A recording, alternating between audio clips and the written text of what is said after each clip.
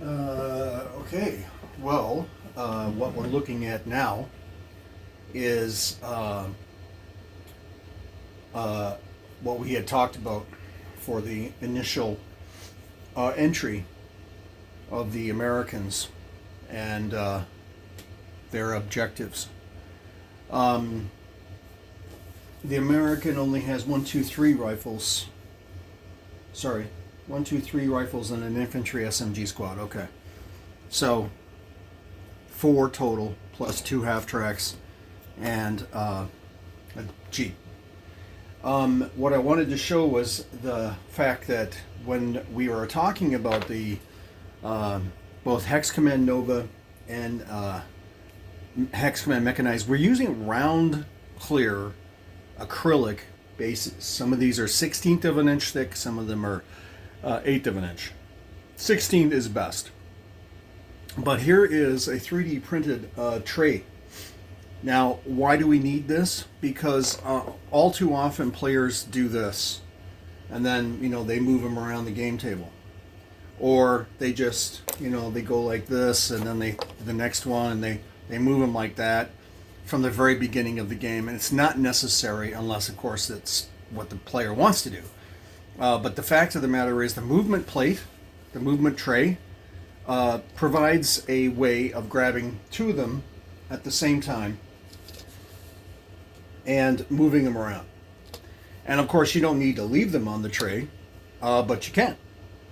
And that's another thing that we're looking at, by the way, is using FDM colored filament for this kind of thing, as opposed to just, well, we can spray paint it, right? Not a big deal.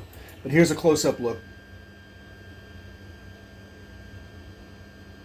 All right, so you see we have our little applique clear label on there as well that's saying what the name is. And of course you could write it, but by using the laser printer, it makes it nice and clear. So anyway, there's 2 stands on a movement tray, which really makes it a lot easier to move them around the game table. So same is with Hex Command Ancients.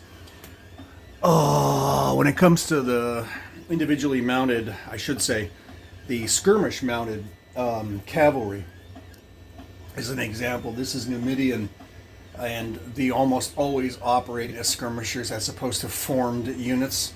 And I'll show you what the difference is. This is basically a skirmisher stand that provides for easier moving around the game table.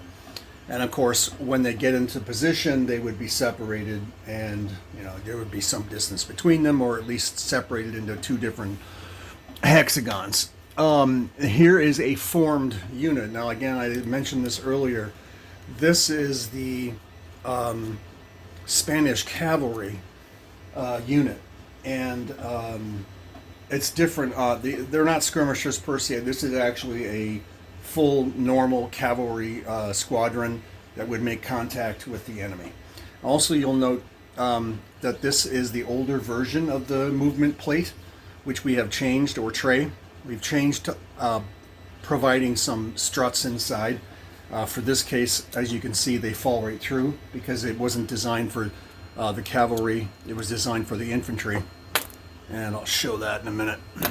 Actually, the truth of the matter is the infantry can slide off as well. So those trays are all going to be modified to have some struts in the middle, like this one does right here. Okay, so there we are, and we're going to print more of these round movement trays because they're very helpful. So let's put the other Americans on there, and we'll keep you. You can probably hear the printer in the background. All right, so you can see you can move them around. Makes it really nice and easy.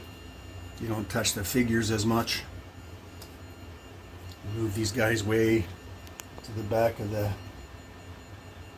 village back there. Americans. Of course, we don't know yet what the approach is or anything, so this is all still in development. You'll also notice that we don't have the mountings.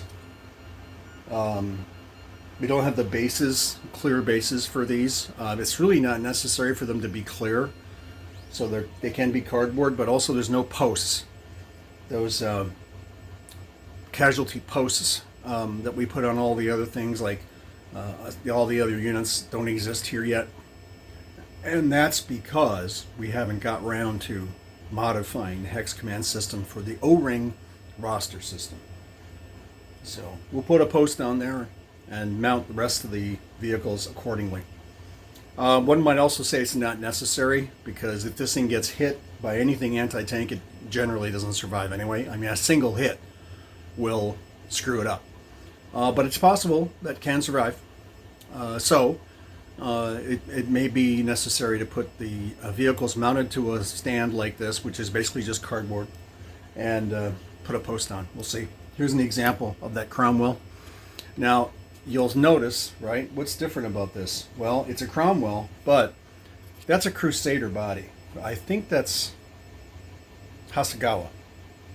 So that's a Crusader 2 body, and you simply take the turret off and put a new turret on, it becomes a Cromwell. It's the same Christie suspension chassis. All right, but there's no base. There's no stand. And that's kind of what we're going to probably have to ameliorate the fact that they should all be on stands of some kind. Even just simple card. It doesn't have to be cardboard. It could be plastic card. An example of a plastic card would be when you go to a hardware store, look for a for sale sign. Those are plastic card. And it could just as well be that as opposed to cardboard. So there's where we are.